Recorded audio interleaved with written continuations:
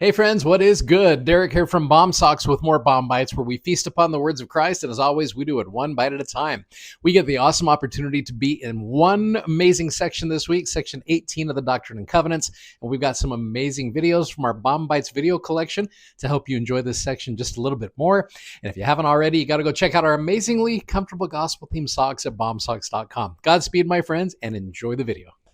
Many of you are familiar with the idea of the power of one. It's really never just one. Now, this gentleman right here is named Elder Charles A. Callis. His story is such a cool story when he's a mission president. He talks about how there's a young man, and Elder Callis says, "So, Elder, do you feel like you were a success as a missionary?" And he said, "No, all I baptized was one kid in the back hollows of Tennessee." So this young man goes home feeling like he's a failure as a missionary. He has a family. He has sons. Those sons go out and serve missions. They have sons. They go out and serve missions as well. So through the course of the life of this one kid in the back hollows of Tennessee, Elder Callis finds more than 1,100 people whose lives were affected by this one missionary who went home feeling like he was a failure.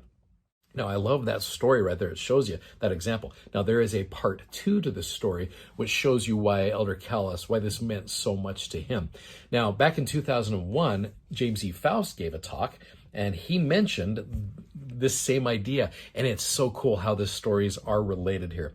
He said this: "Many years ago, an elder who served a mission in the British Isles said at the end of his labors, 'I think my mission has been a failure. I've labored all my days as a missionary here, and I've only baptized one dirty little Irish kid.'" I know this sounds very familiar, just like the last story. "And that's all I baptized." Years later, after his return home to Montana, he had a visitor come to his home who asked, "Are you the elder who served a mission in the British Isles in 1873? "Yes," the man went on. "And do you remember having said that you thought your mission was a failure because you had only baptized one dirty little Irish kid?" He said, "Yes." The visitor put out his hand and said, "I would like to shake hands with you. My name is Charles A. Callis of the Council of the 12 Apostles of the Church of Jesus Christ of Latter-day Saints. I am that dirty little Irish kid that you baptized on your mission." Elder Callis left a lasting legacy for his large family, serving as a mission president for 25 years and his apostolic ministry for 13 years. He blessed the lives of literally thousands. So again, you can see why Elder Callis, as a mission president, had such interest in this missionary who felt like he was a failure because he only baptized the kid up in the back hollows of Tennessee. He was the dirty little Irish kid who had gotten baptized. And again, you see the legacy that comes when you share the gospel with one. Alma, for the remainder of the Book of Mormon, his influence just trickles to, you're talking thousands upon thousands upon thousands of individuals. And again, it influences more when you're looking at our lives as well. You want to talk about one person? It is never just one.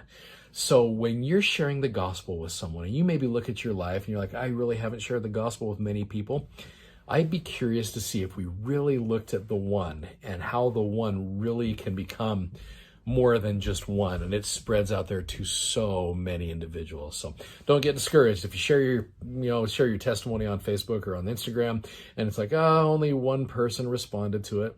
Who knows what that person does with that message? Sometimes we get caught up way too much on that. And so I love that message. I love that power of one. Okay, so you can see how well that verse goes with the story of Abinadi and Alma. And that's the thing, is whenever you're sharing the gospel of Jesus Christ, like I said, it is never just one. Myself, as a missionary, I only baptized one individual. In fact, I wasn't even the guy who baptized him. I just shared the gospel with him. My white pants stayed in the suitcase for 2 years as we just taught this guy. It was kind of interesting. He was from Susquehanna, Pennsylvania. Whenever we talked to him about priesthood in Susquehanna, he was kind of like, "I always thought that river was kind of cool. I used to fish it and everything." But anyway, this guy got baptized, and he was the only one I was able to see. But what's interesting is he had sons. And he had a couple of boys. So if you think about this, now I've never been able to track them down. Someday I'd love to be able to hear what happens with that, but wouldn't it be interesting if his sons go out and serve as missionaries and are able to do that thing? My one convert as a missionary. Now I understand I've taught thousands of kids in seminary, all that. But again, if I base that just on that, even that one individual, it's never just one. And I know that's true.